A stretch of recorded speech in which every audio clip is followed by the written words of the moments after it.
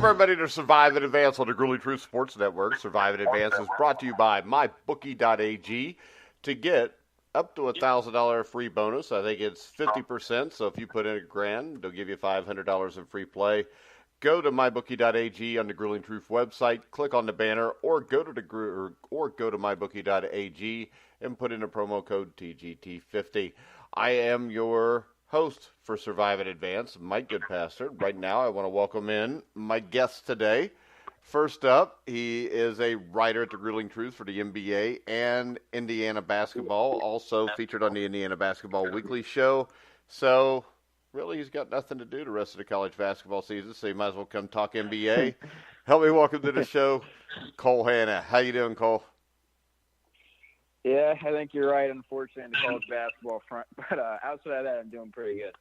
All right. Well, you still got the NIT to hope for. Maybe a 6th seed in the NIT and a first-round exit. All right. We'll see what happens. And a man that, probably partied long and hard last night as he had a huge night. If you listened to the Sheridan report yesterday on thegruelingtruth.net, you know that. Help me welcome to the show, Bobby Sheridan. How you doing, Bobby? I'm doing great, Mike. And Indiana, the Hoosiers, they're staying right with my vision I had 6-8 weeks ago. I on the air, I said I saw them playing in Madison Square Garden in the NIT, which would be the semifinals or finals. I saw that. And I saw them playing Georgetown. If it's on the air, you could pull up the show. I think that's going to happen. I think Georgetown's going to play Indiana in the NIT deep in that tournament, and we'll see if it happens. Yeah, that really doesn't sound that exciting, Bobby. I know. I apologize. That's not a good vision, Bobby. All right, guys, we're going to talk NBA today. And, of course, Utah Jazz owner Gail Miller last night released a statement, spoke to the crowd, apologizing for and stating that they are not a racist community. This is stupid. I mean, is anybody here different than me? I don't see one asshole that makes racist tweets.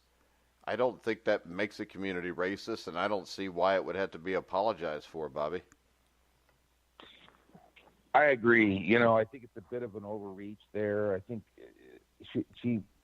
the owner there was probably just very concerned about the perception or the backlash. And, I just think it would be best to let it go.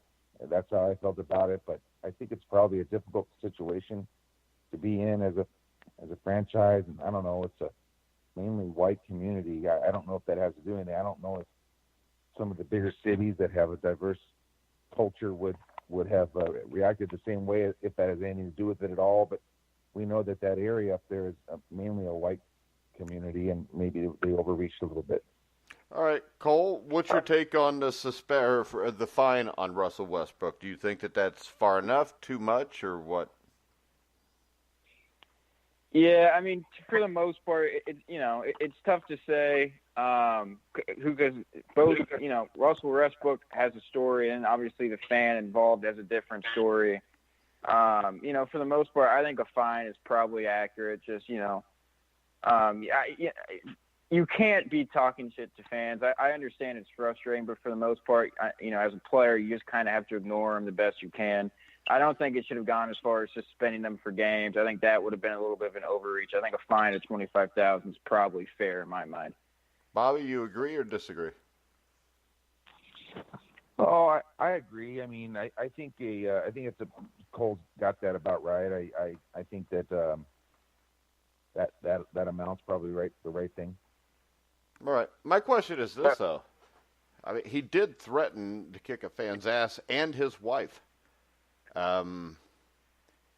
My concern is this, Cole. My concern is the guy's racist tweets and everything afterwards made this easier on Russell Westbrook. And as I brought up on a show a few days ago where we had Sarah and Anthony on, my only concern is Russell Westbrook never knew about this guy's racist tweets. And I know they're saying now that he made racial comments. But when I heard the comments initially about, get down on your knees, you're used to that, I didn't think that was a racist comment, because when I hear that, I'm thinking somebody is going more of a homophobic slant than a racist slant. Yeah, no, I agree. I mean, it's like I said, if you talk to the fan, I saw an interview with the fan after the comments were made after the game, and he had a completely different story about what he said than what Russell Westbrook claimed that he told him. I think Westbrook went too far. I mean, obviously, yeah, Westbrook didn't know this guy had a racist history or anything like that. It's not like he's justified from that front. I just think suspending him for a game or multiple games in a row probably would have been too far. I just think it's tough when you don't really know exactly who's telling the full truth, or the fan is, or whether Westbrook But the is. fan gets banned forever, and we don't know. Yeah, no, but I think you can also argue Utah's probably overreaching a little bit as far. I mean, I think we talked about that because a fan, if he made a racist comment, is somehow we need to defend the entire community as a whole. I think the Jazz are probably overreaching a little bit, and for the most part, the entire incident is kind of brought a lot of attention to fan conduct, at games. I know there's been a lot of players coming out about how, comments they've received at games, and it's kind of drawing attention to that. So I think the Jazz were kind of trying to make a statement there more than anything. I just think suspending them for game, I just think that's just too far. I mean, I don't think it was that big of a deal that we need to suspend Westbrook for games, but, that's just me. I think they should have taken them both out and shot them both. That way it would have stopped. Agreed, Bobby? Totally agree. Yeah, I mean, I'm not a. Hey, I guarantee you this: there'd never be another fan or player to say anything to each other ever again. Then. That's right. And I overall am not a Russell Westbrook fan, and I could interject my feelings and my real feelings on this situation, but it doesn't do any good. I mean, he's a great player. He's a little bit wacky, I think, and I think he overstepped himself and got to bail out a little bit on this, but let's just move on. All right, let's talk basketball, and let's talk about Russell Westbrook. And last night, he got beaten by the Indiana Pacers. The Pacers trailed by, from what I saw, at least 15 points at one point or another, Cole. And I know when we were doing the Indiana basketball show, we're getting off there, and it's like 65-50, and I'm thinking, hell, they're going to lose this game. Then the next thing you know, I punch in NBA scores. They're up 104-101, and I had to go find the game. This was a huge win for Indiana because I think being the number 3 seed, not just home field or home court wise, but I'd rather be the number 3, and if you get that first win, go to Toronto instead of go to Milwaukee. Yeah, no, I agree, especially with Toronto's history in the playoffs. I think you look at the Pacers, and they finally got Domantas Sabonis back for them. A couple games ago after that, they were definitely missing him. He goes off for 26 in that game. I think he's one of the best young big men in the league. And yeah, I mean, like you talked about, the battle for that 3 seed is going to be huge, especially between Philly. Boston's playing better recently. The only issue I have with the Pacers is if you look at their upcoming schedule, it is absolutely brutal for them. I think in the next 12 or 13 games, they only play one team who's outside of the playoff picture over that stretch. Obviously, they're looking at a 5-game West Coast road trip at Denver, at Portland, at Clippers, and at Golden State there, or a 4-game trip. Obviously that's brutal. So that's going to be something to keep in mind as they move forward, is the Pacers schedule is just unreal for them. Now, my question there is, what's the Sixers and Celtics schedule look like? Well, here, I can pull that up real quick. So the Sixers moving forward, they start at home against Sacramento, at Milwaukee, at Charlotte, home against Boston, at Atlanta, at Orlando, home against Brooklyn. So, I mean, they've got some tough games in there, but I know the Pacers' strength of schedule remaining is far and away the hardest in the NBA. Yeah, and I'll tell you, Cole, when you look at the East, we started these discussions, when you first came on a month or two ago, and I think the list of teams that could win the East was a lot bigger than it is now because I don't know now. I think now, Bobby, correct me if I'm wrong here, but I think this looks like a two-team race with Milwaukee and Toronto, and then three other teams that might get hot and cause some trouble. But I think your NBA Finals is probably Milwaukee or Toronto. Definitely agree, 100%. I think the key there was we knew Indiana was really playing hard and well coached and a good team unit and had all those great facets of basketball, but was just a little bit, not at that level, championship level. We all kind of agreed to that. And I think we're all just kind of hoping they can hold on to one of those 4 spots to get the home court the first round and just be proud of that team, But in terms of championship and getting through the conference, it really came down to 4 teams. It was Milwaukee, Toronto, Philly, Boston. And then Boston, decided to kind of just play shabby basketball and have Kyrie Irving's issues and, all that stuff. And they really haven't found themselves yet. Then you had Philadelphia, they made the big trade for Butler and they started to kind of put their best foot forward. And then, they've had Embiid injury issues and they still haven't really put it together. But then there's 2 teams that have just kept their foot down, and that's Milwaukee and Toronto. So, yeah, I totally agree. I think we're down to one of those 2 teams will get through. And is it Milwaukee, who's really been the best team all year, or is it Toronto? Can they get past their demons with Kawhi Leonard? Will he get them over the top? He sits out every 4th or 5th game. They're keeping him completely rested and ready for this grind that the playoffs are going to be. And who's going to win out? Is it going to be Antetokounmpo or Kawhi? I think that's what it's coming down to. The question. And with firing Dwayne Casey at the end of last year, I think they realized the only thing that matters is what happens in the playoffs, anyways. And I just put it like this: I don't see the Pacers, Sixers, or Celtics being able to win back-to-back best-of-7 series against Toronto and Milwaukee. And when you look at it, if Indiana's the 3 seed, they've got to beat Toronto. Then they got to beat Milwaukee. The Sixers would have to beat Milwaukee and then Toronto. And I just don't think any of these 3 teams have been consistent or good enough to think that they could do that. When we look at the bottom here of the playoffs, you got Brooklyn, who is in 6th, Detroit, who's in 7th, but only a half game back there, Miami in 8th, and then you've got Orlando and Charlotte at 9 and 10, both within a couple games. Who's the most dangerous team come playoff time out of all these, Cole? Yeah, I mean, look, I guess if you're the top tier teams, the team I actually would not want to play is just Charlotte. And I just think that's because, with Kemba Walker there, I think he can get hot and he can make Charlotte really, really dangerous. I don't think any of those teams that we talked about are really a threat to, upset any of the top 4 or 5 teams. I just can't see that happening. But I think with Charlotte, when you have that star power there and Kemba can get hot and, maybe guide you to win a game or 2.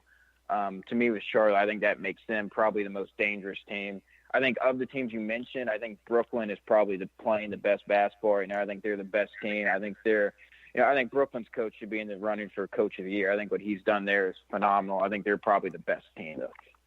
Yeah, and when I look at this, Bobby, the thing that stands out to me is I don't think anybody really poses a threat except maybe Brooklyn.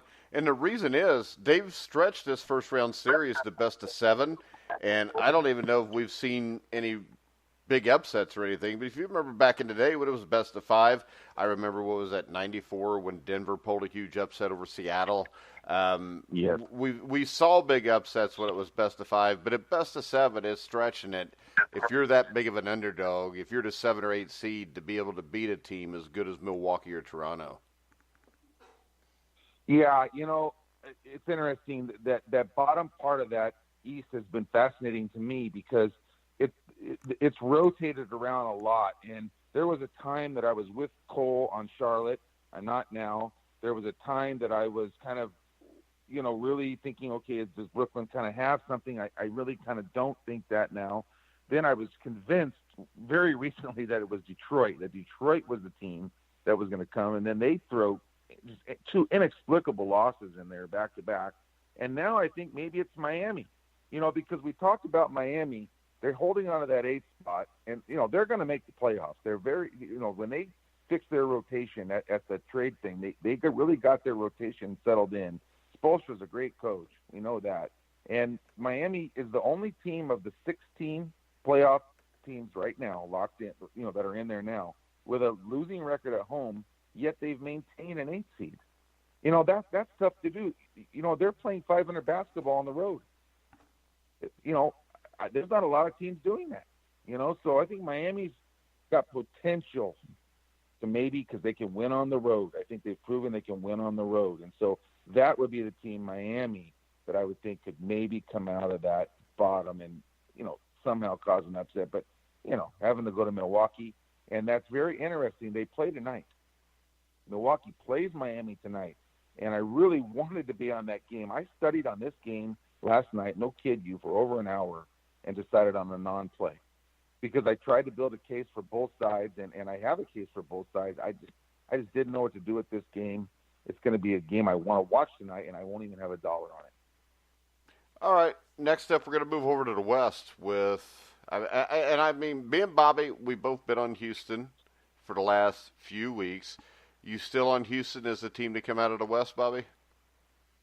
I am. I'm not going to overreact to a loss last night. I think Golden State, you know, Golden State sat out one of their, it was Durant or who, Cole, help me. Did Durant sit out or did Curry sit out the other night against Houston? Durant sat out, yeah. Durant did. Okay, yeah. So one of them sat out and rested in, which is smart. I mean, there's no reason to go all at each other right now when it really doesn't matter. I mean, Houston's still trying to lock up a top 4, so it matters more to them. So, you know, but Golden State was just able to play free basketball, and Cousins gave them a lot. And sometimes when you take out a star player and give looks for other guys and give them more responsibility, it helps out for the short term, you know, for a game or something. And you see that happen often in basketball. But I'm not going to overreact to that loss. I still think Houston's a team coming out of this conference. Yeah, Cole, you agree, or you still like the Warriors, or maybe the Nuggets? Yeah, I still like Golden State. To me, Golden State is going to be my favorite until proven otherwise. I just think that team has too much talent for me to bet against them. I know there's been some drama in the locker room, you know, supposedly. But, you know, they've had some drama in years past, and they've always figured it out. You know, I just think when you look at this team's roster, there's too much talent. I think they fit well together. It's not it's not a situation where they have talent, but it doesn't fit. They do fit. You know, it's just about figuring it out maybe in the locker room and then translating that into the court, and I think they'll figure it out. I think Steve Kerr is a very good coach. You know, I'm not going to doubt him. But, yeah, I mean, to me, I think Houston has a chance. I think they proved that last year. You know, Houston's played very well of late. 9-1 in their last 10 games. So, you know, I definitely think they have a chance. I do think Denver has a chance. Denver's a very, very good team. But to me, Golden State's the team to beat. Well, I'll tell you, the thing that stands out to me, and correct me if I'm wrong, Bobby, but I think this 8 teams here, I mean, Golden State, their first round series will probably be against the Clippers. The Clippers are 39-30. They're 2 games over 500 on the road. If everything stays according to plan, then they're going to play a best out of 7 against the winner of Portland and Oklahoma City, which will be a bloodbath. And then you've got to face Denver or Houston.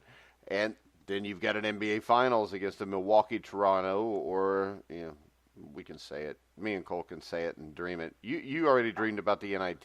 It could be the Pacers or the Sixers or the Celtics. So when you look at this and the road that they have to travel, I think this is the roughest road they've had to travel, number one.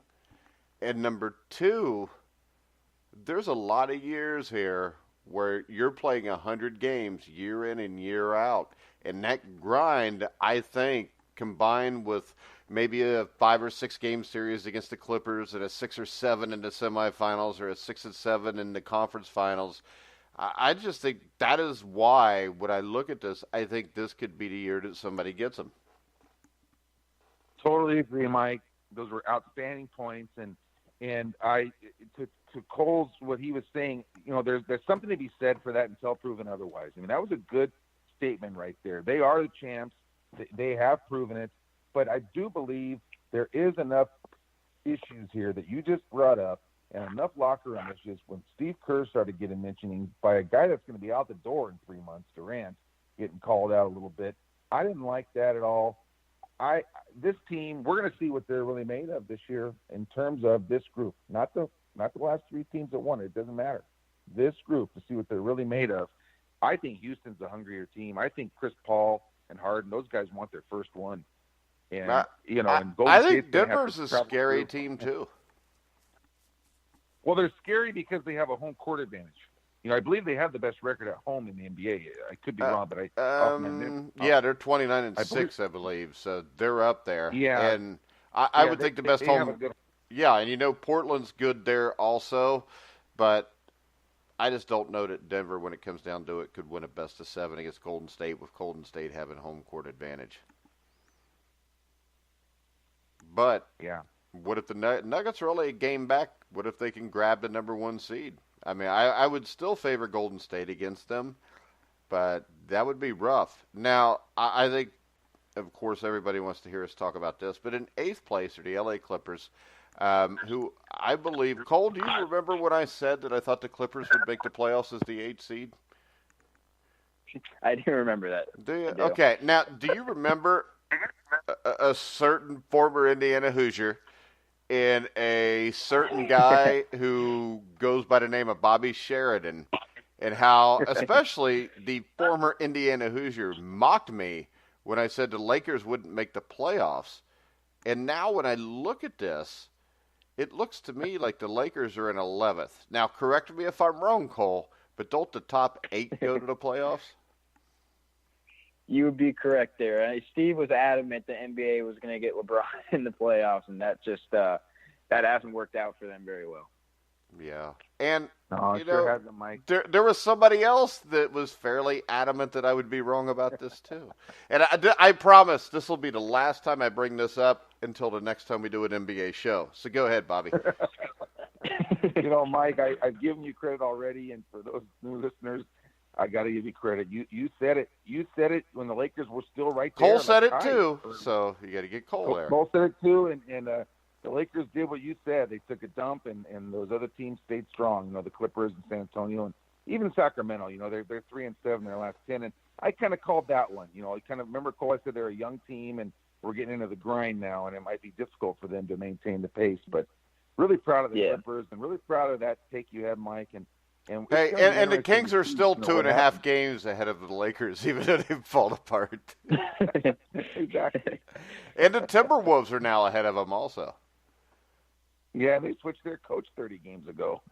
Yeah, if they could win some home or win some road games, they'd be all right. They're pretty solid at home. Minnesota's got the same home record that Golden State has, but on the road, I don't know if there's anybody worse than them. Is there? I think they're 9-27. Well, I figured Dallas and Phoenix are probably worse, but I think Phoenix and Cleveland are a couple of teams that are worse. But they're up there. They're atrocious on the road. Yeah. How about Phoenix's win last week, Cole, or maybe it was this week, earlier, end of last week, when they beat Golden State as a 16 Golden State, dog. Did you see that? Yeah. Wow, I saw that. I saw that. I saw Klay Thompson calling out their fans after it. And, that was at Golden State too. Yeah, that Golden State, and it's something that made me kind of proud there, and sort of along the lines of Mike with his Lakers take. I had a take one day pretty strong that the NBA is, these guys aren't tanking. There's no tanking going on anymore. If you think there's tanking going on, you're crazy. Dallas just played a huge game. They dunked the ball. Doncic dunked the ball over Denver last night. Denver Jokic hit the game winner, but they wanted that win bad. Phoenix beat Golden State. Look at that. That's the bottom 2 against the top 2 just in the last 4 days. Look at those 2 results. Isn't that fascinating? That's crazy. Well, I think what we see just by the strengthening of the Eastern Conference and the West, I just think the NBA is a much deeper league than it was 5 years ago. Oh, absolutely. Yep, I agree. And it's absolutely, not even close. And I'm happy to be talking about it right now in the Grilling Truth, because the NBA deserves our press right now, because they're playing. These guys are playing every night. Not the same league. Yeah. A much better league, playing better defense. And I'll tell you, I really started to realize that when I watched the playoffs last year, because to tell you the truth, I'm a guy that I watch the Pacers in the playoffs, because I live in a part of southeastern Indiana where you can't get a Pacers regular season game. And Cole, I'm still pissed because in 1999 was the first time I had Prime Star cable or dish, and I tried to buy the NBA package, and I bought it, and I still couldn't get Pacer games. And I called them, and they said, "Well, blacking you out. you're blacked out because Yeah. you're within 120 miles or something." And I'm like, "But I've got no other way to watch the Pacers game. I mean, there's no other way to watch it." And then when even to this day, when the NBA Network or whatever it is shows the games, it's blacked out in my area. I've got no other way to see the game, and people just don't care. I mean, because I've called and I've yelled at every person that works at now Xfinity, and they just won't do anything about it. You know, Mike, that's similar to our Dodger situation here in LA. The Spectrum has bought, has the rights to all that, and they blacked. A lot of the companies didn't pick up because the Dodgers wanted to charge extra money just for their channel. So a lot of the companies didn't pick it up. So you've got to go really, unless you have Spectrum, you've got to go to like a local place to watch the Dodgers. All you got to do is type in MLB Streams Reddit. Because I'll tell you, every NBA game I've wanted to see and the picture quality is perfect. Because I've got the MLB package for this year, and if I would have known about the Reddit thing before, because like last night when I see it's 104 to 101 with like 250 left, I just punched in NBA Streams Reddit. Boom! Before you know it, in 30 seconds, I've got a crystal clear HD picture of my computer. But did you have Quinn Buckner's call of the fun? Do you get the? I don't know because I didn't care about listening to it. But yeah, I would assume it was because I think it was the Fox Sports Midwest feed, and I assume that's what he was on. I tweeted about this last night. The reason I did it because Quinn, being an ex-Hoosier, and I just wanted to give him some props. But I'll tell you what, he was really behind that comeback. I mean, if you watch the game, I watched it pretty closely in the second half, and he from the 9-minute mark of the fourth quarter on, when they were still trailing by 9, 10, 12, he was staying with that game. He felt the comeback coming, and when they got that last tip in, he put out the and that was pretty cool, and he did a good job on the broadcast, and that was a big win, and it was very profitable for me, and that made it a bigger win. But I mean, it was even that was a great win for them. And you know what? I don't know if they're going to be able to hold on to the top four, Cole. Gosh darn it, I want them to, but their schedule's brutal, and they only have it's tough. Boston. They're only up 2 games. So, I hope they do. I hope they do as a fan. I think in the end they're going to be in some trouble. I think they're probably going to end up being the 5 seed. Darn it. And then they'll have to go to Boston and do it, Yeah.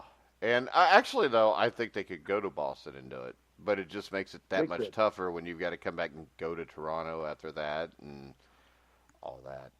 But also, for Sarah Uran, if she's listening, on this date, March 15th, 1869, the Cincinnati Red Stockings became the first professional baseball team.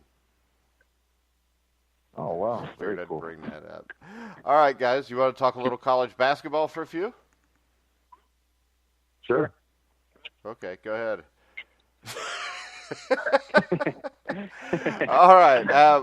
What is the game you're most looking forward to tonight, Cole? Well, there's a couple good games tonight. Probably for me, I'm looking forward to Michigan State, Ohio State, just because after watching that IU game, I want to see, did IU just play bad, or is Ohio State a lot better with Weston in there? I think they're a lot better, but I still think IU played bad. It's probably a little bit of both is probably what it is. But so to me, that's the game I really have my eye on. But it's tough to go anywhere else other than Duke, North Carolina. That's a great game to watch. So for me, you got to go there. Yeah, and that's for a number 1 seed, Bobby, I would assume. Yeah, I know, and I'll take a little bit of a look at that. I probably won't watch much of that, but I'll take a little look. But just to remind you guys, you may or may not know that Ohio State Michigan State game's tipping off right now. Yeah, so that'll be interesting. We'll keep an eye on that while we're doing the shows this morning. Yeah, and I'm cheering for Michigan State because I don't like Urban Meyer. Well, I'm cheering for Ohio State because that was a play for me today, and they're plus 11, and it wasn't a top play, but I did put it on the internet and the Twitter and the site as that was the free play of the day. I took Ohio State plus the 11, came back with them, and to answer Cole's question, I do believe that they pretty solid team, and they're going to play another big game today. So I think they can hang within that number. The game's already starting, so it's no reason to hold on to that information for our show. But I'm hoping Ohio State can cover. Yeah. To me, I'm looking more forward to Xavier and Villanova, but it's because I'm a Xavier fan, so what the hell. Question here is this. Should teams like Clemson and North Carolina State get in over teams like Belmont? We've had this discussion a few different times with different people. I know Ken Sterling had it with us, Cole, at one point. But what do you think? I think, I would put in a team like NC State. I know Belmont has a great record. Even though this is my problem, though, Cole. NC State's not going to win anything. We don't know about Belmont. Right. I don't think Belmont's going to win anything. I mean, that's just to me, Belmont has a great record, okay? And we can sit here and we can talk about NC State, that they may not win anything. But to me, if you put Belmont in the ACC, are you going to bet on them being better than 22-11? Are you going to bet on them winning more than 9 games in the ACC when they're playing Virginia, Duke, North Carolina? Because to me, I don't think they would. Actually, I think they could be 22-11 if they played North Carolina State's, out of conference schedule, because right there you got 11 free wins. Like NC State, yeah, that's probably fair. But to me, I just Belmont, they don't have any good wins. I believe their best net win is like 54, 55. They don't have any wins in their schedule they can point to and say, look, this proves we can beat the good teams. They don't have that win on their resume. I know they've played Murray State's tough in their conference tournament, but they don't have that, they when beat you Murray can point State. to and say, look. Yeah, but I don't think Murray State's a great team either. I think Murray State's a very good player going to make it tough. I think this. I've watched North Carolina State and them play, and I think physically they're a little bigger, so maybe they do better in the ACC. But I think in a one-and-done situation, I think that Belmont beats NC State 6 or 7 out of 10 times. I mean, this is an NC State team that just in the last, week or two has lost to Georgia Tech, who's not very good. And they got blown out by 20 against Virginia. Belmont lost by a few to Murray State. When I look at this, I don't see too many big wins for North Carolina State either. No, they don't have huge wins. I mean, they do have a top 25 win against Auburn. Oh, Auburn's not a top 25 team. Don't give me that. They were a top 25 team at the start of the year. I mean, hey, they're ranked. I'm just saying they're ranked top 25 right now. They are. That's. No, they're not. Yeah, they are. Because I hate to tell you this, Cole, but we only follow the Grueling Truth top 25 rankings, okay, which are done by 6 U.S. Basketball Writers Association members and Steve, who won a national championship. So that counts too. So there's 7 qualified individuals, and I can tell you this. Out of the 7 that voted, and we've got somebody from each conference, including the ACC guy, we have not had anybody vote for NC State, I don't think, in 6 weeks. Yeah, well, I'll change it to they're arguably a top 25 team. No, they're not, because I just told you we don't have a minute, so it's not arguable. Nobody cares what those other people think, Cole. Come on, get with the Grueling Truth program. All right. Cole. Just hang hey, I guess, to me, just the point is, though, to me, if you're the committee, I guess it's tough to say that we're going to go look at your, how many quality wins you have and all that. We're going to look at all that stuff. And, here's the most important one, though, to you, Mike. Whether or not Auburn is a top 25 team, they're a top 25 net team. So when it comes to the committee and they're looking at quality wins, regardless of whether people view them as a top 25 win in terms of their poll ranking or whatever, the net ranking says they're a top 25 team or even top 20 team even. So that's another thing to look at there. To me, it's just when you're the committee, you have to look at quality wins. That's one of the biggest things they look at, and Belmont just doesn't have it.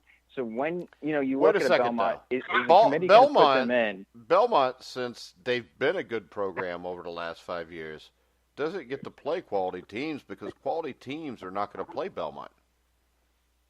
Well, no, and that's the issue. But to me, that's more. You're going to go down that route. You're now kind of talking about how the committee is just with how they look at the tournament. That's the route I'm going the whole way because nothing will be done Yeah. about this because there's more money to have NC State or Auburn in a tournament than there is to have Belmont. But my point is this. It seems like more and more over the last 10 years, we've had teams like last year, Loyola Chicago, if they would have lost their conference championship, would not have been in a tournament. But they're letting, 18 and 15 teams in from the ACC or the SEC. Those 18 and 15 teams invariably lose in the first or second round. Loyola gets in and damn near wins a national championship. And I think what we're missing here is this is not the college basketball of the 1970s or 80s where the talent is all situated in just big conferences. Because I think there's a lot more talent around the country now than what there used to be. There's a lot more depth, which is, also another argument against John Wooden was there was only a handful of teams that were capable of winning anyways.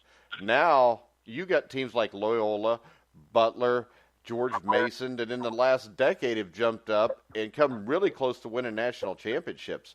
And I'm just saying, as a fan, my favorite part of the NCAA tournament's the first round when 15 seed Texas Southern's playing Duke. And maybe they come out and hit a couple early shots. And as you saw last year, Maryland, Baltimore County probably didn't deserve to be over a team from the Big Ten that was 17 and 15 like in Indiana is this year.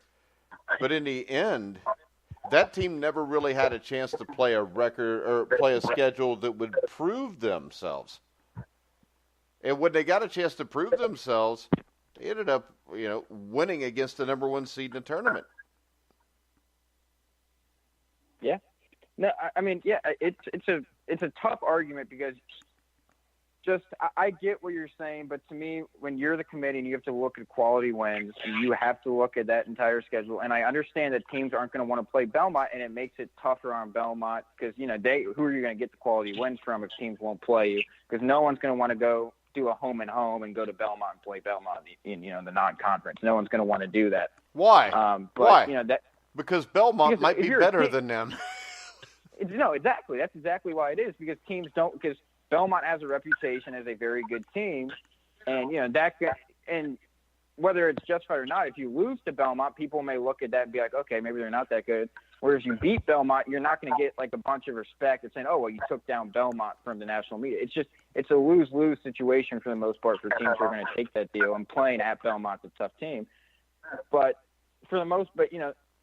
so yes, the committee is biased in terms of that they do favor the big conference teams because they look at the quadrant system, which is inherently favors the big conference teams because you're playing so many of those quadrant 1, quadrant 2 games.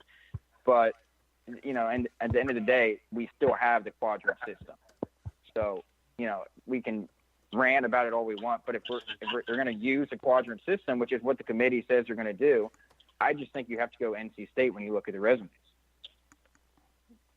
Yeah, but in the end, I would rather see Belmont play than Indiana. And if Belmont played Indiana, Belmont would beat the hell out of Indiana, as would Wofford, because we've seen Indiana can't handle a one-and-done situation yesterday. I don't know. Bobby, what's your take on this? Because I think the reason the NCAA tournament is big is not because teams like Duke and Kentucky. It's because of teams like George Mason that make, Final Four runs. It's teams like Indiana State that make the national. That's what made this big. Because if it wasn't for those upsets, you wouldn't have the March Madness that you have today, I don't think, Bobby.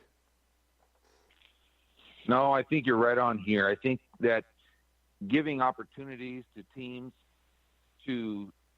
that are not as well known over these mid-pack 7, 8 conference, seeded teams from the bigger conferences is the way to go because those teams do not have a chance to prove themselves in this environment, and they are some teams that are definitely capable of springing upsets and advancing. And I'm with you on this side, Mike. I look at some of these schools. Look at Loyola Chicago a year ago. I mean, every year there's one. every year there's one, and every year there's two or three going to the 16. It seems. Yeah. And yeah, I that's the side of the fence I'm on, and because you said it right, this 7 or 8 from the big conference, they have no chance to win it. They proved all year at that level they're 7th or 8th in their conference, and nothing's going to change in the big dance. Yeah. I'd rather see a team that's proving it. Yeah, and I just find this argument interesting because of this. A team like Indiana would have got in if they would have beat Ohio State, but in their last 16, 17 games, Cole, they were what, like 5-13? Yeah, I mean, they were not. I mean, outside before that 4-game stretch there, they got on at the end. I mean, they had lost 12-13 prior to that. Yeah, so how could a team like that even be considered one of the 68 best teams? There was no way Indiana was going to get in and make a run at a national championship. And I'm sorry, there's people that say, and I got Steve from L.A. is texting in, and he's one of those people that has no common sense. I mean, nobody cares about a big program being relevant. Nobody cares. IU has not been. I mean, put it like this, Cole. In the last 10 years, who's been to the NCAA tournament more, Belmont or Indiana? Right, Belmont. Yeah, 7 times.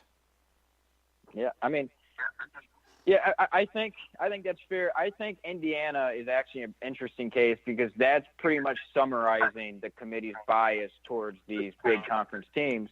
Because Indiana has played so many of those Quadrant 1 wins. And in Indiana's case, even though they've lost 15 games, they've racked up a bunch of Quadrant 1 wins. So even though they don't have a good record. And for the record, I would put Belmont in over Indiana. To me, Indiana had to win yesterday.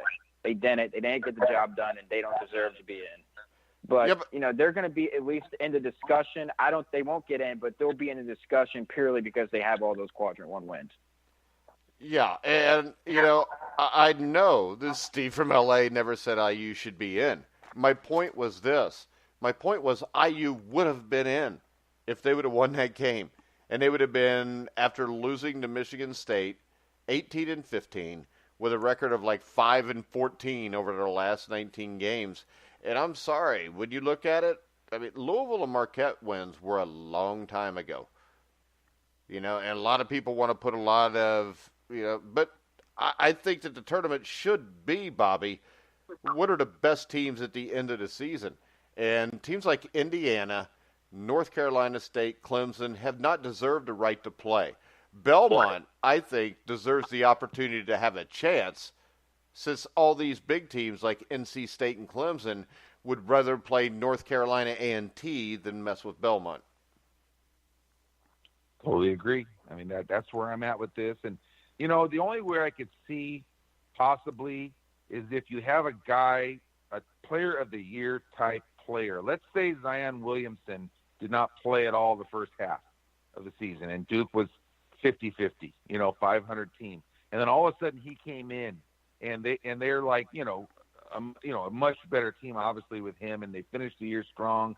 You could have an overall record of maybe 19-14, but you're 10-1 with Zion Williamson. And then I see you sneak, because you can win it. You can win it all. And, it's a totally different team.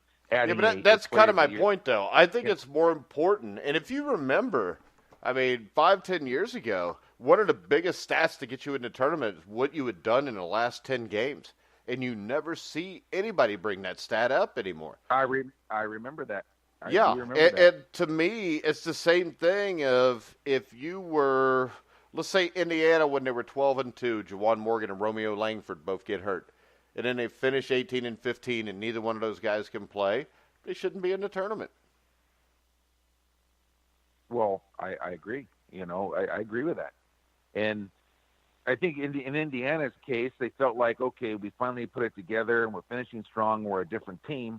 Well, kind of, but no, because you had an opportunity yesterday. And, had they won yesterday and beat Michigan State again, well, then, we're all on it. And we're like, at least this team can win a couple games in the tournament, and they could have. But their first test was yesterday, and they lost.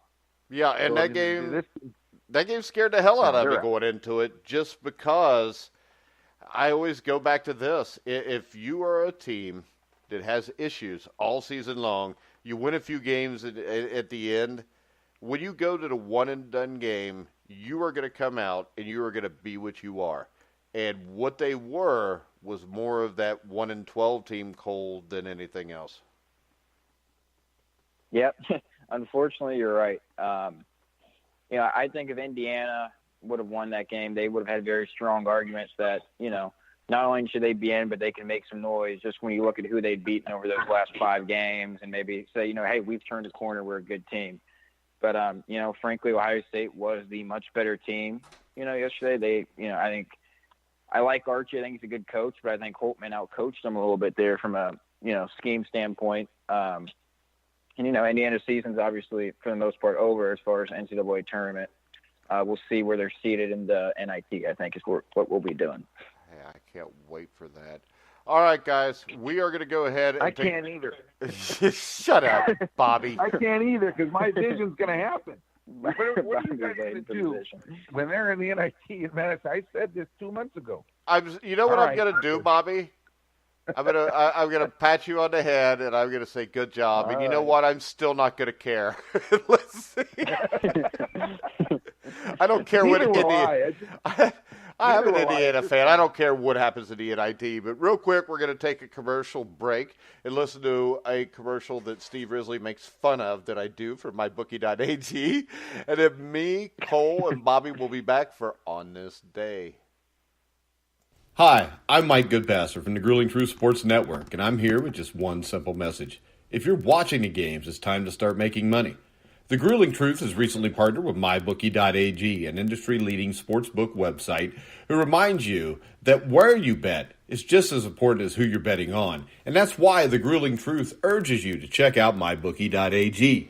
In addition to the usual thousands of odds, money lines, proposition bets, and futures offered on mybookie.ag daily, they also have in-game live betting and a mobile site that makes wagering on the go easier than ever. So join now and MyBookie will give you up to a free $1,000 cash bonus on your first deposit. Just enter promo code TGT50. That's TGT50 to take advantage of this offer. You can also go to thegruelingtruth.net, click the banner at the top of the page for mybookie.ag, and also get the same benefit and the same $1,000 free cash bonus on your first deposit. So visit mybookie.ag, courtesy of the Grueling Truth, and enjoy winning today. Mybookie.ag. You play, you win, you get paid. All right, you get paid. That sounds pretty cool, I think. It sounds like a commercial. It is a commercial, so... I agree. Anybody that doesn't like my commercial, never mind. All right, guys, we're back on Mike Goodpaster with Cole Hanna and Bobby Sheridan from the Sheridan Report. Fresh off his winnings. I mean, Bobby went and bought a yacht last night. Bobby, what's our On This Day today? Let's go over it on this day that I think we're going to like a little bit. And let me first tell you, Ohio State's got the lead. I don't know if you guys checked into that, but I'm just giving us, I know we're all interested in that game. Ohio State's winning 12-11 at the 12-minute mark, so they got off to a good start. And let's go to On This Day. Mike, this is a name that I know and that I've heard of, obviously, and that I see his face. But to be honest with you, I never saw him play. And I would love some input from you or Cole on this name, because on this day, 1958, Oscar Robertson of the Cincinnati Royals scores an NBA Midwest region record of 56 points in a ball game. And so Oscar Robertson, 1958, Cincinnati Royals. All right. Since me and Cole are from Indiana, we'll go with the Crispus Attucks angle, which I think the interesting thing is this. In 1954, the Milan Indians win the state basketball championship. A lot of people don't know this, but that was one of the very few teams to ever beat Oscar Robertson. Crispus Attucks was an Indianapolis school. I think they might have been the first all-black Indianapolis school, and I know they're the first all-black school to go to the Final Four. Ray Crow was the head coach, if I remember right, who was fundamentally a great coach. And the thing about him is I think that's why Robertson ended up being such a great player. But 1954, Crispus Attucks would have been Robertson's sophomore season. Attucks lost in the state quarterfinals to the eventual state champion Milan, who, of course, the movie Hoosiers would be based off of after that. But after that, I mean, they dominated the competition in 55 and 56. I think they beat Gary Roosevelt in the final 97-72 the one year. But they were also the first team, I think, in IHSAA history to have an undefeated season. That was in the second year. So his junior-senior season, he was 62-1, something like that. And they won like 40 or 50 straight games. He goes to UC, and the interesting thing about him at UC is, I mean, they only lost like 7 or 8 games when he was at UC, but they never won a national championship.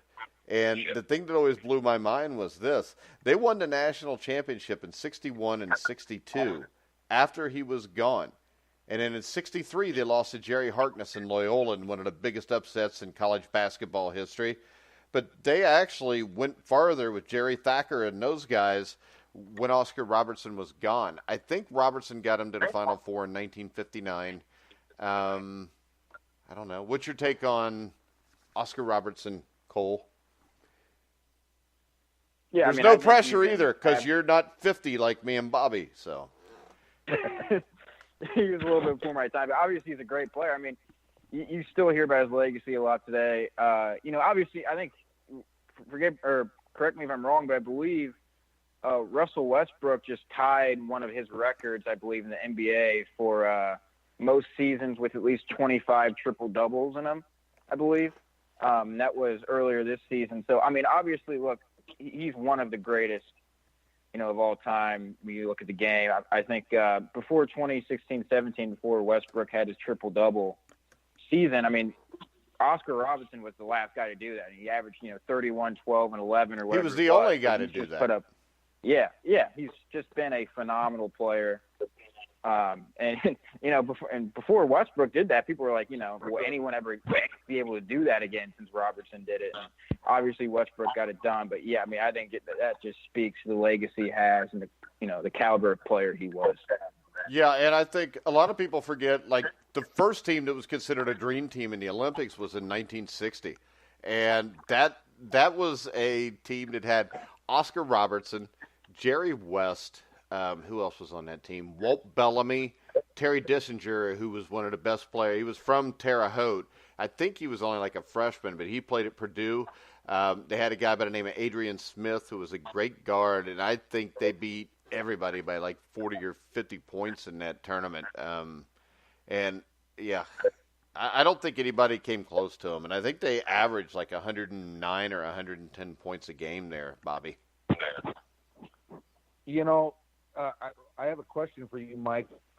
Oscar, when he teamed up with Lou Alcindor in Milwaukee, did they win one or what? Yeah, they won one. They beat who did they beat? I think they beat the Baltimore Bullets in the final. They swept them in 4 games.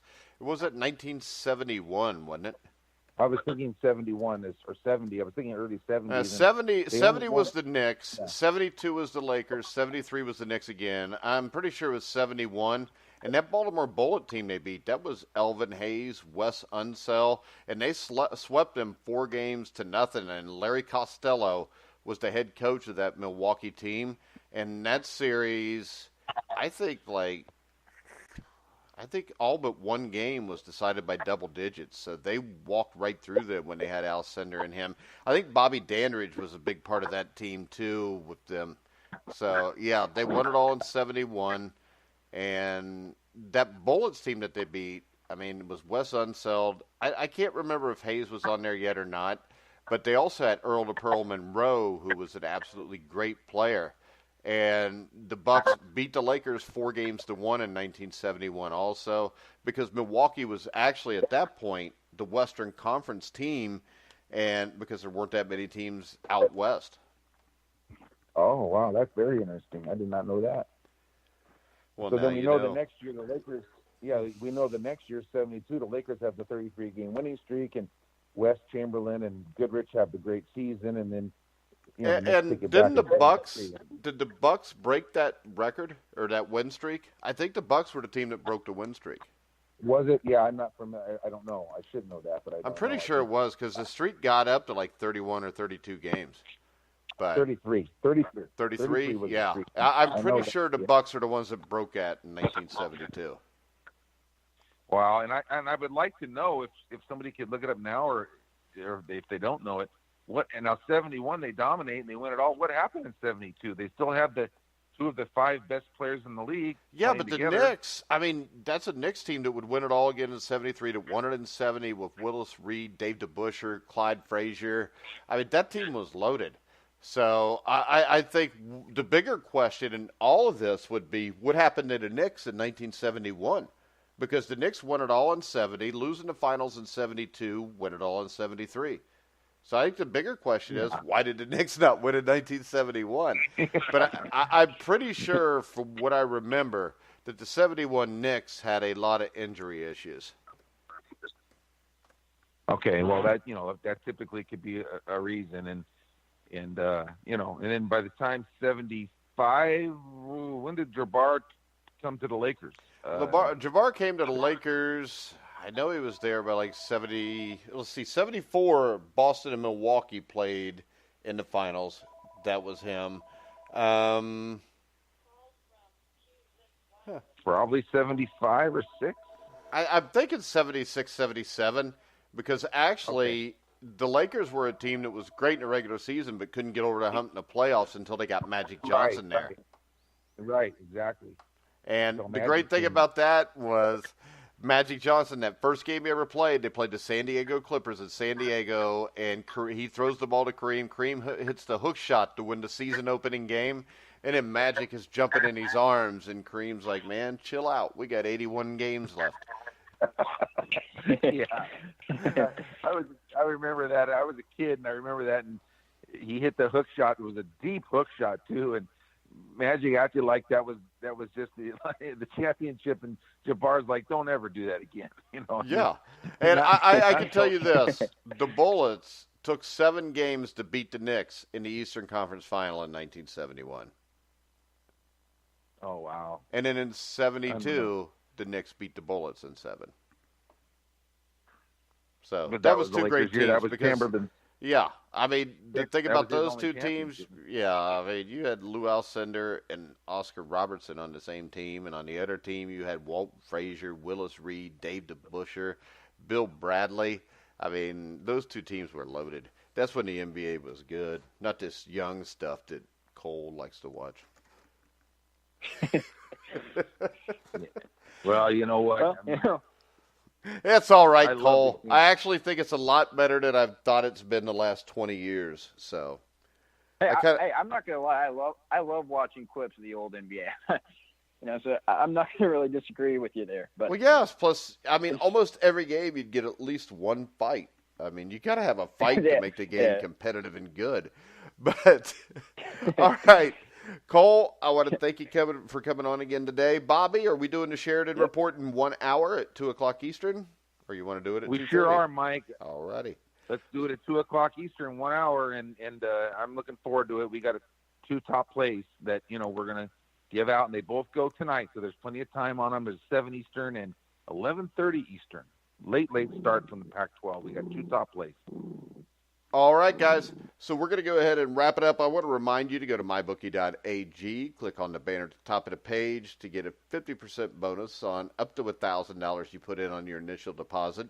Make sure you check that out. Seat Giant, which you can hit promo code LEGEND. When you go to Seat Giant, it'll give you a 10% discount.